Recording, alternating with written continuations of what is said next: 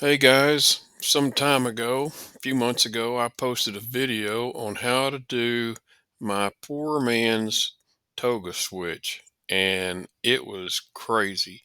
I don't know what I was thinking about. So I took that one down, and here's one that I hope shows the right way to do it.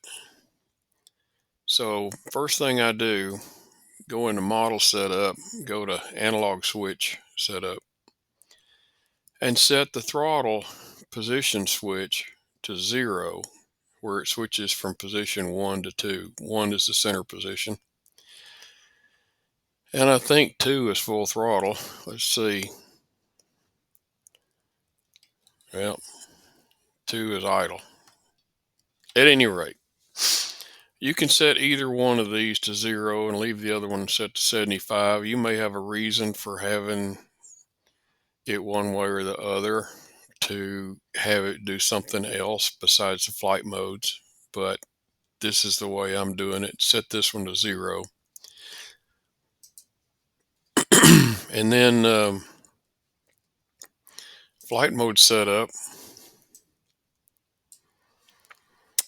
I put the flight modes on the D switch um, so that I have flight mode trims for each position of the flaps. Well, to do the toga switch, you add the throttle stick to it. Yeah, this should work. I think on a DX9, it has 2 switches for flight modes. Any transmitter that has 2 switches available for flight mode should do this. Um, but I have the D switch in the up position, so we're in flight mode 1, which is flaps up.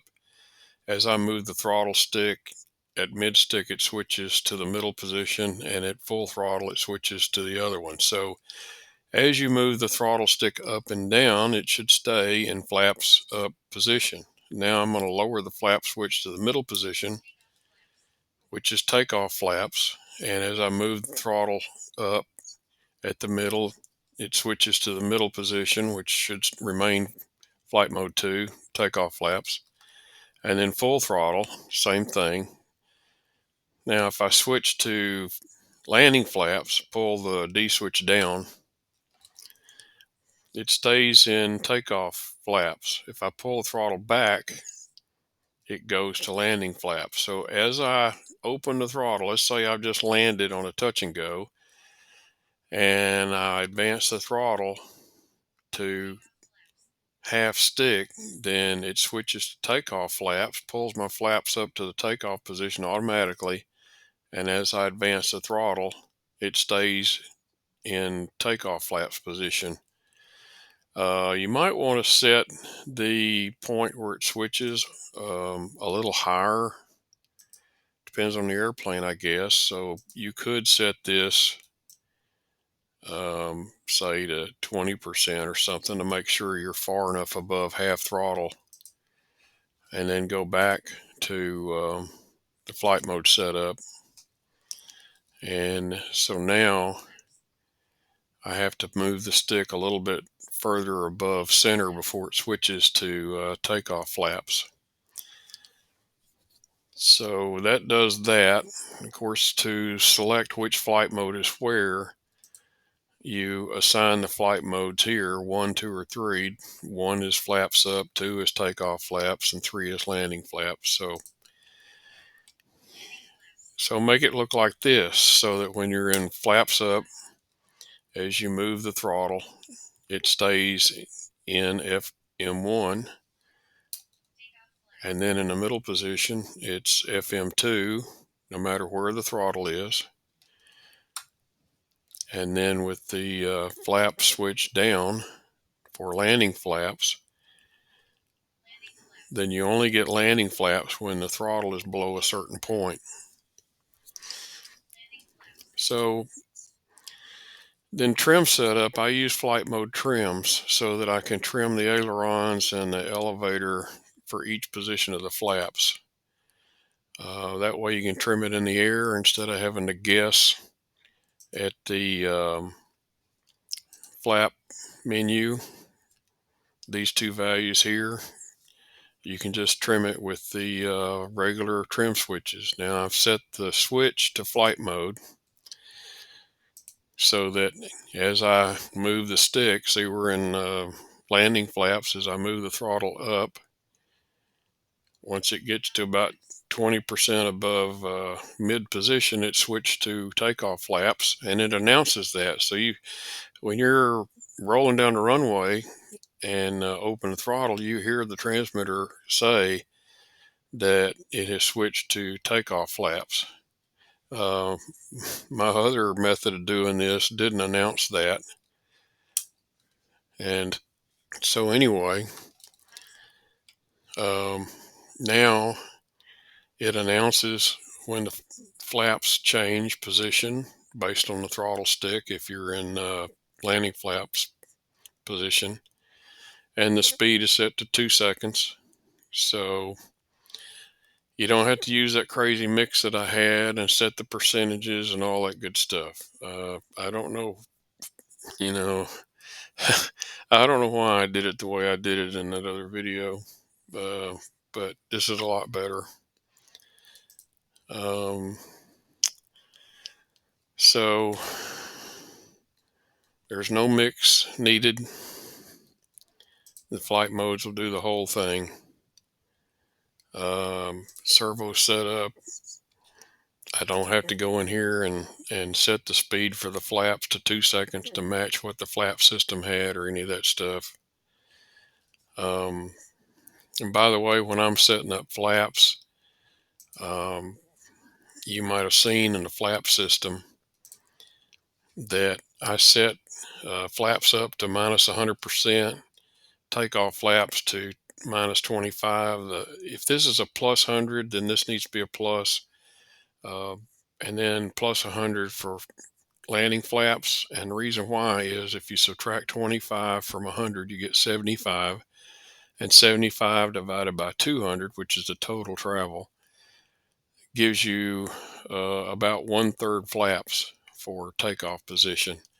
And then to set the flaps up on the airplane, before you power the plane up, go into servo setup and turn the travel down on the flaps to like 50%. Put both of these to 50%, and check and see how far the flaps travel, and then increase both of these by the same amount until you get the total amount of travel you need.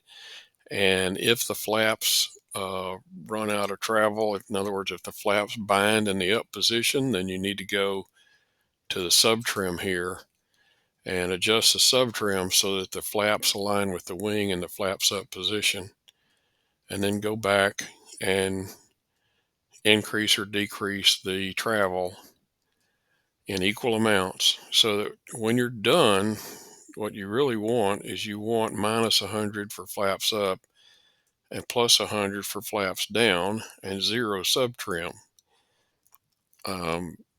That way the servo is traveling 40 degrees each way and everything's working like it should. I'd want it to be at least 75 on each one of these. But if these are not equal, then the flap travel won't be linear. So set these to the same value, opposite polarity. Use the sub trim to adjust the flaps to where they're in the right position when they're up. And then in your flap system, you can calculate where the takeoff flaps are going to be compared to landing flaps. It'll be close. It won't be perfect, but you can have some nonlinearity due to the angle of the servo arm and the servo horn or the control horn and the length of the push rod. But at any rate, this makes it a lot easier to get the takeoff flaps in the right position. Basically, I want 15 degrees for takeoff and 30 to 40 degrees for landing. And so 75 divided by 200 gives you that ratio, pretty close anyway. You may have to tweak this to minus 20 or plus or minus 35% each way, either way. And then using the flight mode trims, you see I'm in flaps up, and I've got -4 counts for elevator trim. And then in takeoff flap position, I've got +6. And the regular trim levers change that for you. And then landing flaps, I've got +10. Now, if I advance the throttle at that point where I told it to switch from landing flaps to takeoff flaps, notice that when the flaps change, the trim also changes. See, it went from +10 to +6 as the flaps move from landing to takeoff position. So that's a added benefit of doing it with flight modes. The trim changes with the flap position like it should. It works great for me. I can shoot a touch and go, leave the flap switch in the landing flap position. The flaps come up as I open the throttle. I can take off, fly a lap around the field above half throttle or wherever, and it stays in takeoff flap position until I throttle back at the end of the downwind leg or when I turn base, and then I get landing flaps back. And it tells me it switches from, you know, takeoff flaps to landing flaps. In the past, it didn't tell me, but now it will. So I could just leave the flap switch in the landing flap position and just shoot touch and goes and never touch the flap switch. Or you can raise the flaps manually if you want to, if you're going to, if you want to fly around with the flaps up. So anyway, there you go. Thanks for watching.